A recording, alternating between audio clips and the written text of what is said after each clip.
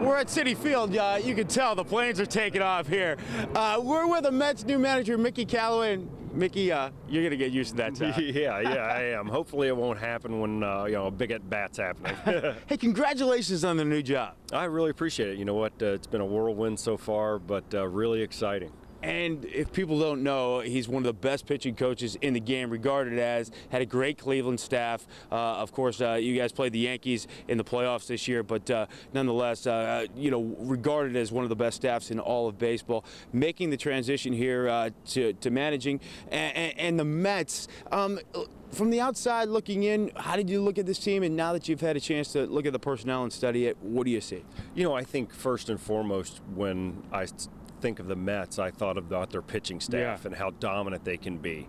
And, I knew coming in they had a lot of injuries this past season, and it probably hurt, what they were trying to do as an organization. So I'm just excited about trying to get guys healthy and go into the season with the chance to do something special, and we have that chance for sure. How do you get guys healthy? I mean, I saw you do it in Cleveland with Kluber and Bauer. You got Bauer to buy in. He's got his own program for those that don't know. But how did you get them healthy, and how are you going to get these guys healthy? You know what? I think you try to do everything you possibly can. Right. And, it could take me an hour. I could sit here and explain it all to you, but you have to do little things daily to make sure that everybody's in the right spot to go out there and compete the way that you want them to compete and the way they feel comfortable about competing, because little things like hydration, and we've talked about that a lot with Jonas Cespedes, that can really affect what you're trying to do on the field. So we're going to be diligent every day, monitoring guys' readiness to play,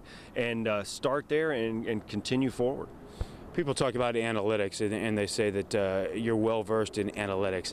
And some people say, oh, that's a bad thing. I think it's a great thing.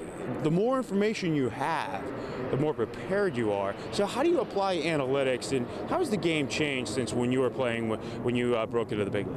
Yeah, you know what? You have more information, like you said, and anytime you can grab more and more information, and then have a coaching staff that can make sure that that information isn't confusing to the players, then you have an advantage. So, I can tell a starting pitcher, hey, you can drop a leadoff curveball to this guy because he hasn't swung at one in 2 years. So those little tidbits of information come in real handy when you're trying to get ahead in the count, control that count to have success. That's something that we didn't have 12 years ago or 15 years ago. You didn't have that, in-depth analytical information that you get today to really help you have success, because that one little pitch, getting ahead in that one at bat with a man on second and the game on the line, dropping a curveball in there can make the difference in the winning or losing the game. So that's big information. Well, I know Mets fans were so excited in 2015 when the Mets went to the World Series, 2016 the playoffs, last year down year, but injuries obviously a big part of that. Mets tickets, single game tickets go on sale this Friday, November 17th at 10 a.m. 718-507-TIXX. You can also go to Mets.com/tickets. Mickey, do you think this team can bounce back and be a playoff team? Oh, absolutely. I think that our goal is to win games. And to do that, we have to be prepared this offseason, set some structure. You changed the conditioning program a bit too, right? Well, I think we need to make improvements to everything that we do. And not just because of the lack of what happened last year. I think they tried to do the best they could last year. But anytime you have something that you're working towards, you have to improve it year by year, and that's what we're going to try to do. Single game tickets go on sale this Friday.